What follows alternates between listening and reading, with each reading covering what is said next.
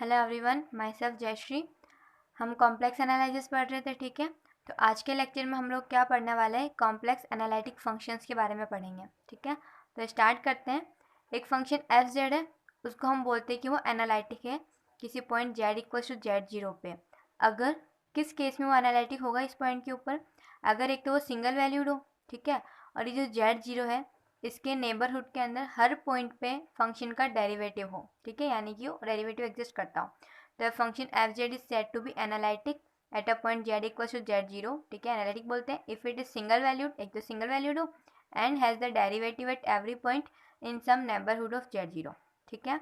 अब एक analytic function जो होता है उससे हम लोग होलोमॉर्फिक भी बोलते हैं, रेगुलर भी बोलते हैं और मोनोजेनिक फंक्शन भी कह सकते हैं, ठीक है। अब बात आती है कि एंटायर फंक्शन किसको बोलेंगे, ठीक है।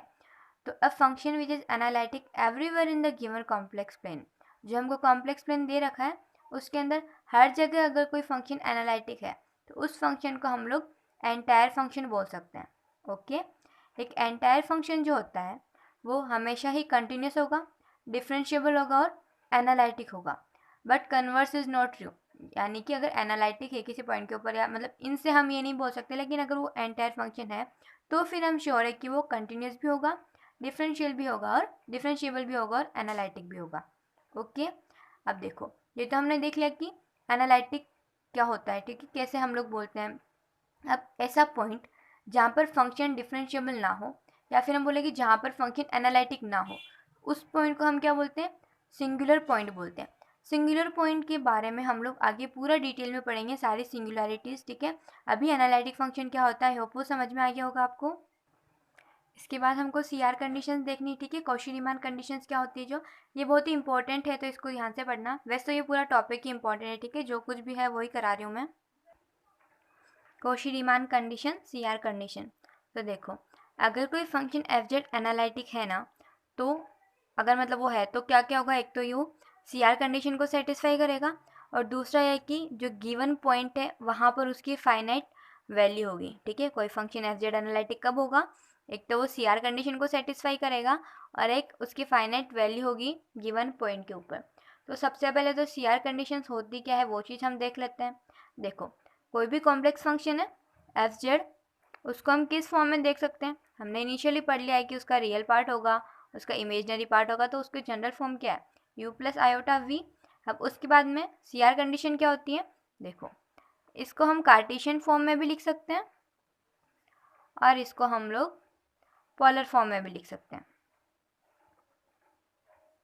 ठीक है। कार्टेशियन फॉर्म में क्या होती है, del u by del x is equal to delta v by del y, ठीक है, ये u ये v x y, and del u by del y is equal to minus del v by del x। ये हमारे पास में Cartesian form के अंदर सी आर कंडीशंस हो गई है, ठीक है। पोलर फॉर्म में हम लिखते हैं, तो पोलर फॉर्म यानी क्या, कार्टेशियन यानी एक्स वाई के अंदर, ठीक है, और पोलर फॉर्म यानी आर थीटा की हम बात करेंगे। तो आर थीटा के लिए सी आर कंडीशंस क्या है कि delta u by delta r is equal to 1/r del v by delta theta, and second one क्या है हमारे पास में कि delta u by delta theta जो है वो किसके बराबर है, -r delta v divided by delta r, okay. तो कोई फंक्शन एफ जेड है, ठीक है, अगर वो एनालिटिक है, f z equals to u plus iota v है, वो एनालिटिक है, कोई रीजन आर है उसके अंदर सब पॉइंट्स के ऊपर, ओके। तो उसकी नेसेसरी और सफिशिएंट कंडीशंस की अगर हमको बात की जाती है, तो हम लोग नेसेसरी और सफिशिएंट कंडीशंस कैसे लिखेंगे, देखो, नेसेसरी कंडीशन तो ये हो गई है, ठीक है, यानी एनालिटिक होने के लिए नेसेसरी कंडीशंस तो हमारे पास ये हो गई। सफिशिएंट कंडीशन क्या होगी कि del u by del x, del u by del y, del v by del x, del v by del y, ये चारों जो डेरिवेटिव्स है, पार्शियल डेरिवेटिव्स, वो कंटिन्यूस फंक्शंस होने चाहिए एक्स और वाई के, ठीक है। फॉर एनालिटिक मैं लिख देती हूँ इसको आपके लिए, फॉर एनालिटिक ये चीज़ें जो है ना सी आर कंडीशन, ये क्या है, नेसेसरी कंडीशन है, ठीक है। और सफिशिएंट कंडीशन की बात करूँ मैं, तो वो क्या हो जाएगी कि del u by del x, del u by del y, del v by del x, del v by del y, ठीक है। ये सब क्या होने चाहिए, are continuous functions of x and y. ठीक है, तो एनालिटिक के लिए ये हो गई नेसेसरी कंडीशन, ये हो गई सफिशिएंट कंडीशन। ये आपके CR कंडीशंस क्या होती है कार्टेशियन फॉर्म में वो हमने लिख दिया, पोलर फॉर्म में क्या होती है वो हमने लिख दिया। ठीक है, उसके बाद में हम बात करते हैं FZ के डेरिवेटिव की। ठीक है, कि कॉम्प्लेक्स फंक्शन हमारा है उसका डेरिवेटिव हम कैसे लिखेंगे। तो देखो ये हो गया हमारे पास में फंक्शन, तो पता ही है हमको।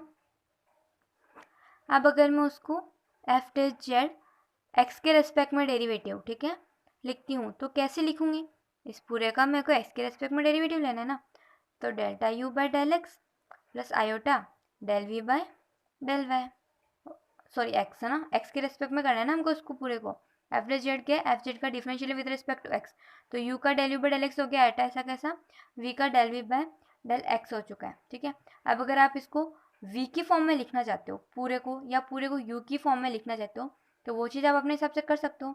जैसे कि अगर मेरे को इसको पूरे को मान लो कि v की फॉर्म में लिखना है, ठीक है, तो ये तो v की फॉर्म में है ही, और इसको चेंज करेंगे, क्या लिख सकते हैं CR कंडीशन से del u by del x क्या होता है, del v by del y के बराबर होता है ना, तो इसको मैं del v by del y plus iota del v by del x लिख सकती हूँ।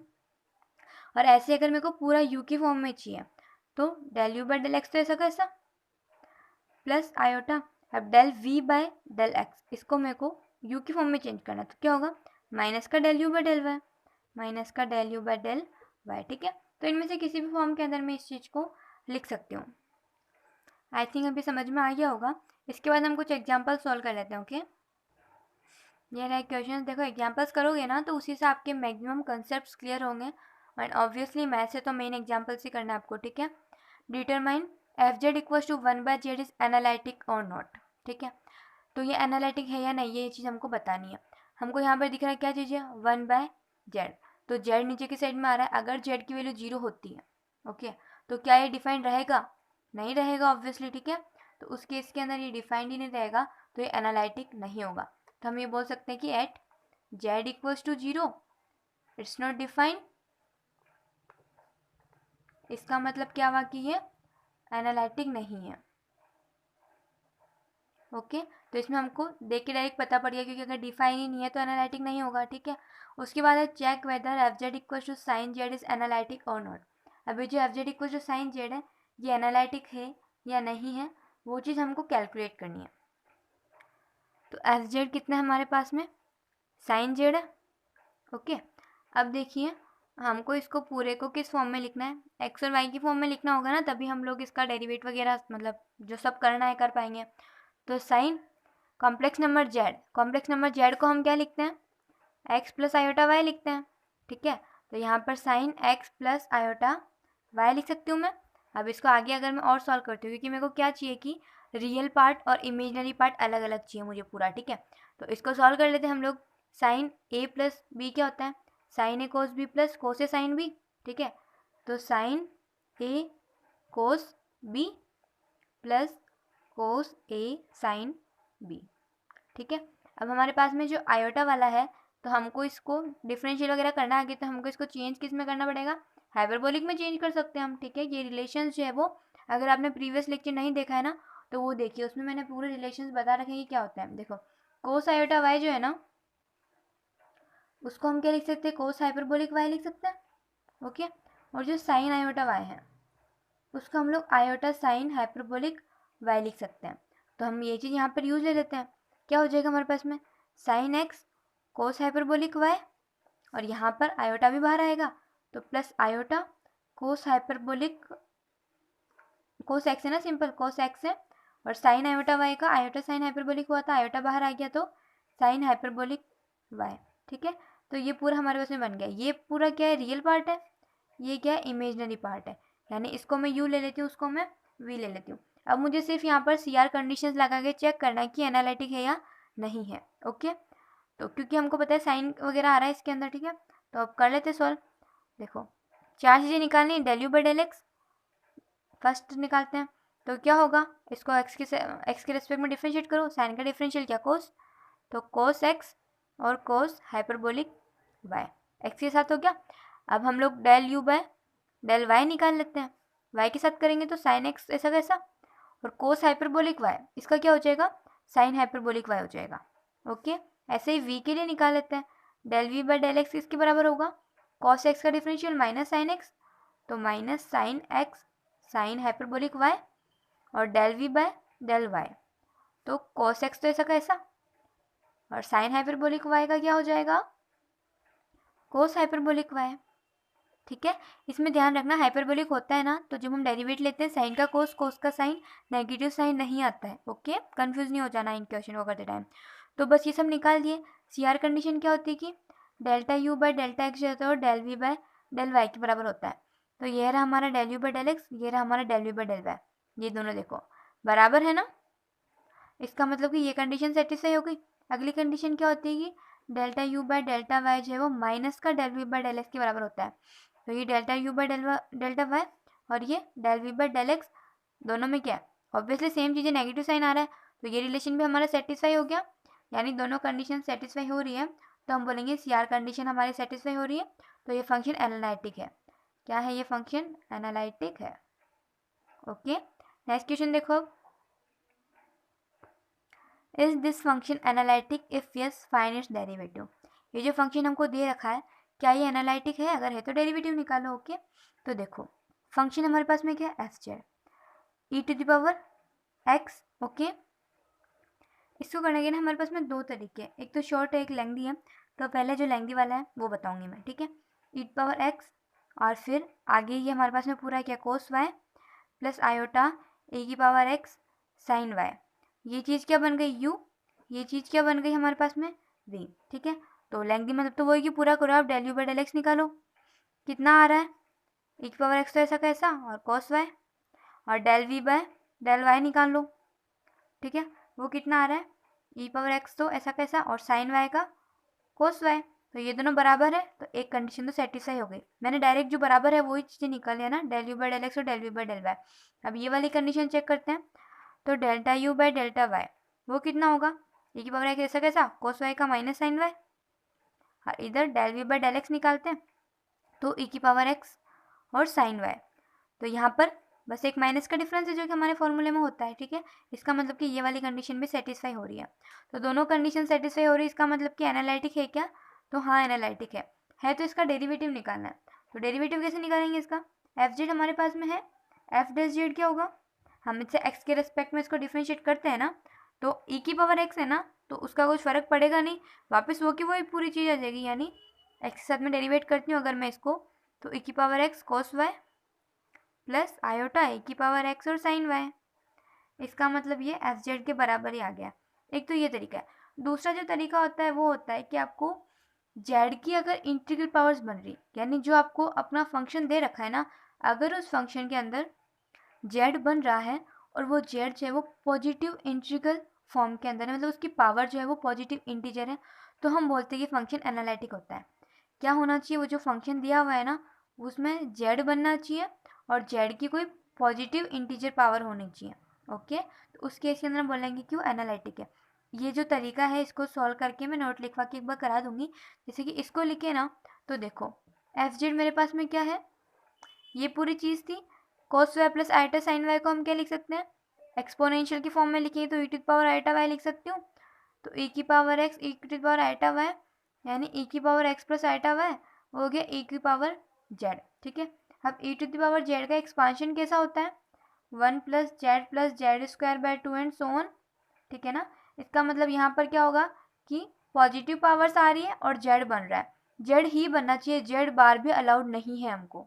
ठीक है, तो इसका मतलब कि यहाँ पर z ही बन रहा है और पॉजिटिव पावर्स आ रही है, इसका मतलब ये फंक्शन कैसा होगा, एनालिटिक होगा।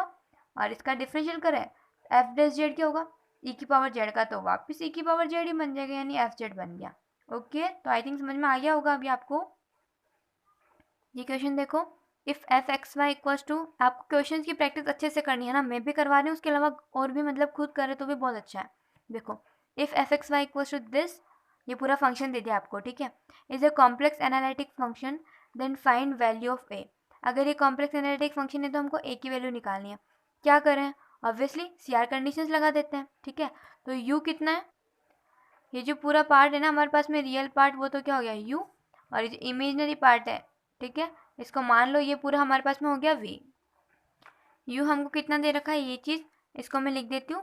देखो ए, इसको अगर आप ए मान लेते हो, इसको बी मान लेते हो, तो ये क्या बन रहा है, ए प्लस बी और ए माइनस बी, यानी ए स्क्वायर माइनस बी स्क्वायर। तो मैं इसको लिख सकती हूँ 1 + x का स्क्वायर माइनस वाई का स्क्वायर।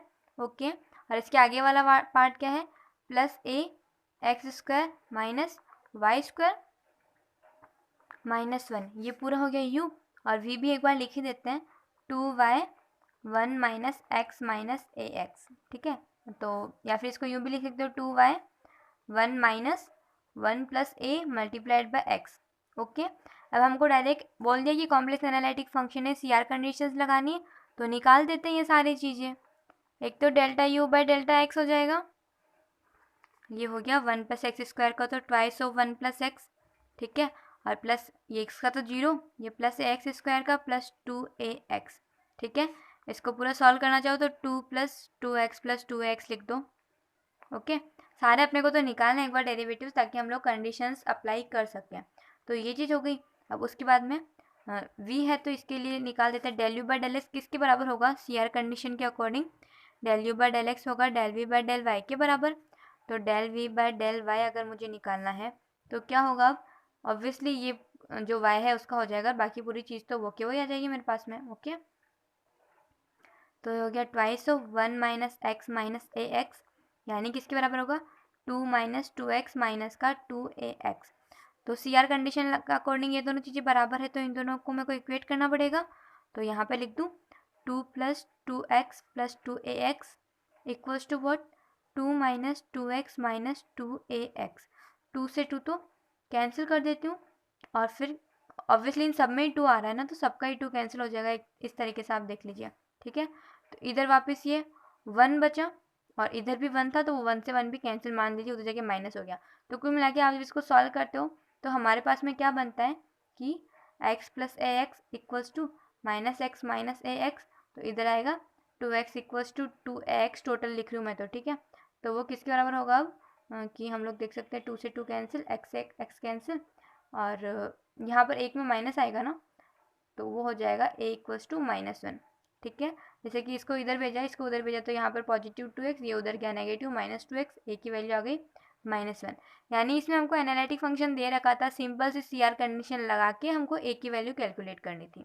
ओके, नेक्स्ट क्वेश्चन जो है उसके अंदर भी कुछ इसी टाइप का है कि हमको बोल दिया है if fz equals to u + अल्टा v इज एनालिटिक। ये जो फंक्शन है ना fz, वो एनालिटिक है, हमको बोल दिया u की वैल्यू बता दी, v की वैल्यू बता दी, तो हमको बताना है कि इनमें से कौन सा रिलेशन ट्रू होगा।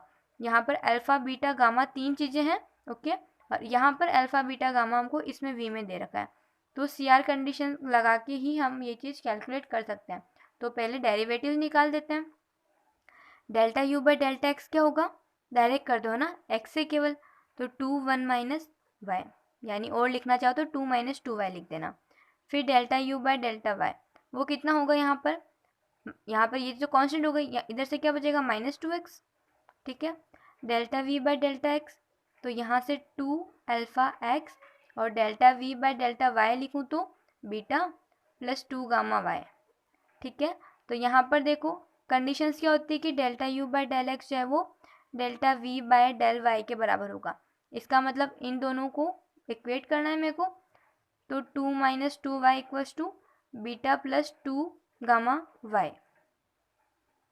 और दूसरी वाली इक्वेशन क्या होती है मेरे पास, कि delta u by del y equals to minus del v by delta x. इसका मतलब delta u by del y क्या है, माइनस का 2x है, माइनस का del v by del x यानी इसका माइनस, यानी -2 अल्फ़ा एक्स के बराबर होगा। तो माइनस से माइनस कैंसिल, 2x से 2x कैंसिल, इसका मतलब अल्फ़ा की वैल्यू कितनी आ गई, 1। अल्फ़ा की वैल्यू 1 पता पड़ गई। बीटा गामा की हम कैसे निकाल ही सकते हैं, कैसे, देखो कांस्टेंट है जो y के साथ टर्म है उसको कंपेयर कर लेंगे, कांस्टेंट को कंपेयर कर लेंगे। तो बीटा तो हम यहाँ से कंपेयर करें तो आप लोग लिख दो ना, और वैसे देख के पता पड़ रहा है ऑन कंपेयरिंग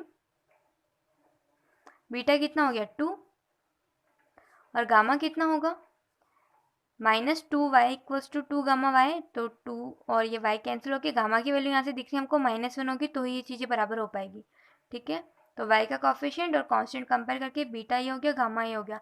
अब इनमें से कौन सा रिलेशन सेटिस्फाई कर रहा है, तो ये आप एक एक चेक करते जाना। ठीक है, जो फर्स्ट वाला करें अगर हम, तो alpha minus gamma equals to beta. Alpha की वैल्यू कितनी है 1 माइनस गामा की वैल्यू कितनी है -1 कितना आ रहा है 2 और बीटा कितना है 2, तो फर्स्ट इक्वेशन ही सेटिस्फाई हो रही, यानी ए ऑप्शन इसका राइट आंसर हो जाएगा। ठीक है, अब ये तो एग्जाम्पल्स है, तो मैंने जो आपको एक क्वेश्चन में बताया था ना जेड की पावर्स बनने वाला, वो चीज़ हमको इसमें यूज करके सॉल्व करना है। ओके, तो उसके लिए एक बार आप नोट कर लीजिए। देखो, ये मैंने पहले लिख के नहीं रखा है क्योंकि मैं चाहती थी आप थोड़ा इसमें टाइम दो, याद रह जाए। ठीक है, any function written in form of z equals to x plus iota y. ठीक है, एक्स प्लस आयोटा वाई बनना चाहिए, यानी जेड की फॉर्म बननी चाहिए।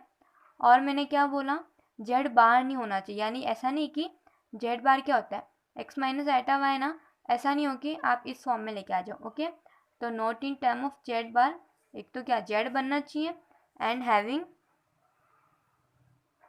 Positive integer power is analytic.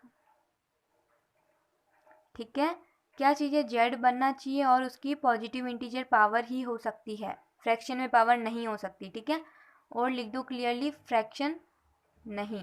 Okay, not, तो ध्यान रख लेना, इसको हिंदी में भी लिख लेना चाहे अगर समझना चाहो तो, जेड बनना चाहिए और पॉजिटिव इंटीजर पावर होनी चाहिए, पावर फ्रैक्शन में नहीं होनी चाहिए, जेड बार नहीं होना चाहिए। ठीक है, तो देखो ये क्वेश्चन, देखो सबसे पहले which one is analytic function. अब हमको इसको चेक करना है, ये एक्स वगैरह इस फॉर्म में दे रखा है, तो कैसे देखूँ, देखो यहाँ पर क्या बन रहा है एक्स माइनस आयोटा वाई, यानी ये तो जेड बार बन रहा है, तो ये एनालिटिक नहीं हो सकता है। ठीक है, यहाँ पर अगर मैं देखूँ तो 1 plus x plus iota y, x plus iota y यानी क्या जेड बना, तो 1 प्लस जेड की पावर 4 और 7 माइनस, अगर मैं माइनस कॉमन ले लेती हूँ तो अंदर वापस एक्स प्लस आयोटा वाई बन जाएगा ना का क्यूब, यानी ये पूरा वापस हो जाएगा 1 प्लस जेड की पावर 4 और 7 माइनस जेड का क्यूब। तो इसमें कोई प्रॉब्लम नहीं है, जेड बन गया हमारे पास में क्योंकि माइनस दोनों से कॉमन आ रहा था, तो ठीक है ये एनालिटिक फंक्शन है। तो ऑब्वियसली ये बचे हुए नहीं होंगे। ठीक है, यहाँ पे माइनस का 2x आ रहा है तो नहीं बन पाएगा, और यहाँ पर पावर क्या है, ये फ्रैक्शन के अंदर है। ठीक है, यहाँ पर जेड बन तो रहा है लेकिन पावर फ्रैक्शन में, इस वजह से ये भी हमारा आंसर नहीं हो सकता है। तो आई होप ये चीज़ क्लियर हो गई होगी आपको कि इस रूल को आपको किस वे में यूज़ करना है। एक और एग्जाम्पल देखो, with z equals to x plus iota y, which of the following function f x y is not a complex analytic function of z. ठीक है, ये दे रखा है कौन सा एनालिटिक फंक्शन नहीं है जो बताना है। ओके, तो यहाँ पर ये क्या बना जेड माइनस 3 का क्यूब, और ये क्या बना, तो आप इसको एक बार ना थोड़ा सा देखना कि कोई फॉर्मूला बन रहा है क्या। अगर आप यहाँ पर देखते हो ना तो ये एक्स प्लस आयोटा वाई का होल स्क्वायर बन रहा है। देखो यहाँ पे लिख देती हूँ मैं, एक्स प्लस आयोटा वाई का होल स्क्वायर मेरे को करना है, तो x square plus iota square y square plus 2 iota x y, तो आयोटा स्क्वायर कितना होता है -1 होता है ना, तो x square minus y square plus 2 iota x y, यानी ये वापस हमको x plus iota y z का स्क्वायर बन रहा है। ठीक है, ये क्या हो गया जेड माइनस 3 का क्यूब और 4 प्लस जेड का स्क्वायर, यानी इसका कुल मिला के स्क्वायर बन रहा है पावर 7। पावर भी पॉजिटिव है हमारे पास में, पॉजिटिव और इंटीजर। ठीक है, पॉजिटिव इंटीजर पावर है, और यहाँ पर हमको जेड भी बन रहा है, तो इसमें तो कोई प्रॉब्लम नहीं, एनालिटिक है।